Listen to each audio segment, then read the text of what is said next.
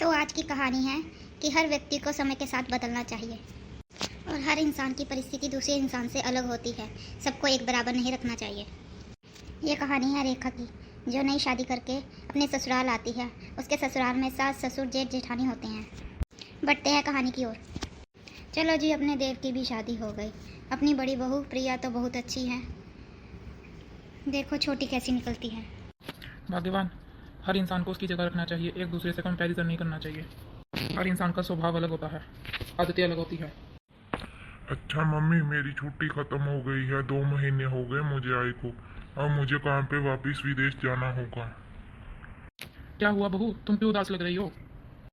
कुछ नहीं बाबूजी, बस इनके जाने की बात सुन के मन उदास हो गया। बच्चा काम के लिए तो जाना ही पड़ता है। तू उदास मत हो, हम सब यहाँ हैं ना तेरा ध्यान रखने को। ठीक है मम्मी जी। भाग्यवान, देव को भी गए महीना हो गया विदेश। बहू से पूछ लो, वो ठीक तो है ना? हाँ ठीक ही है, उसको क्या होगा, सब कुछ तो है यहाँ पे। दीदी खाना बन गया है, टेबल पे लगा देते हैं। हाँ लगा देते हैं, टाइम भी हो गया है। तुम उदास क्यों लग रही हो? कुछ नहीं दीदी, देव जी को गए कितना टाइम हो गया, बस मन उदास हो गया है। कोई बात नहीं रेखा, हम सब तो है यहाँ पे। तुम्हें तो ऐसे ही टाइम बिताना होगा, कुछ नहीं होता, मन लगाना सीखो। दीदी मैं सोच रही थी मायके जाती कुछ समय के लिए, मन बदल जाता। ठीक है, मम्मी पापा से बात कर लो, कहेंगे तो चली जाना। ठीक है, खाने के टेबल पे बात करती हूँ, क्या कहते हैं? मम्मी जी पापा जी खाना खा लीजिए, मुझे आपसे एक बात भी करनी थी। हाँ कहो रेखा बहू, क्या बात करनी है? वो मम्मी जी मैं सोच रही थी देव जी को गए कितना समय हो गया, तो मैं कुछ टाइम अपने मायके जाऊँ, मैं बस थोड़ा मन उदास था। कोई बात नहीं बेटा, सोच के बताते हैं। अभी खाना खा लेते हैं। तो भाग्यवान क्या कहती हो? रेखा बहू मायके जाने को बोल रही थी। भेज देते हैं, इस हफ्ते में थोड़े दिन लगा आएगी, मन भी और हो जाएगा उसका। हाँ भेज देते हैं, एक बारी प्रिया बहू से भी पूछ लेते हैं क्या कहती हैं। हाँ तो पूछ लो, बुला लो उसको। प्रिया बहू, प्रिया जरा कमरे में तो आना। जी माँ जी, कहिए क्या बात है? बेटा रेखा बहू मायके जाने को बोल रही थी, भेज देते हैं उसको। देव भी यहाँ नहीं है, उदास हो गई है, थोड़े दिन लगाएगी। देख लीजिए माँ जी, मुझसे क्या कह रही हो, मेरी बारी में तो मुझे कभी जाने नहीं दिया। बेटा तब तुम अकेली थी और मेरी तबीयत भी ठीक नहीं रहती थी, अब तो तुम 2 जानी हो, कभी तुम चली जाना कभी वो चली जाएगी। देख लीजिए माँ जी, मुझसे क्या पूछती हो? लगता है बड़ी बहू नाराज़ हो गई। तो ऐसा करते हैं, रेखा बहू को कहेंगे सुबह जाके शाम को आ जाओ, वैसे भी लोकल ही है। ठीक है जी, जैसे आप कहते हो। रेखा बहू ज़रा कमरे में तो आना। जी माँ जी कहिए। बेटा ठीक है, तुम मायके जाना, सुबह जाना शाम को आ जाना, जब दिल करे चली जाना, सुबह जाके शाम को आ जाना। पर बाबूजी मैं तो सोच रही थी कुछ दिन लगा के आती। नहीं बेटा, तुम सुबह जाके शाम को आ जाना।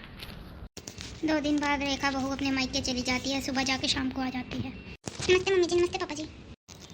नमस्ते बहू, और जाई ठीक हो? हाँ जी मम्मी जी जाई ठीक हूँ। घर पे सब ठीक है बेटा? हाँ जी पापा जी, घर पे सब ठीक है।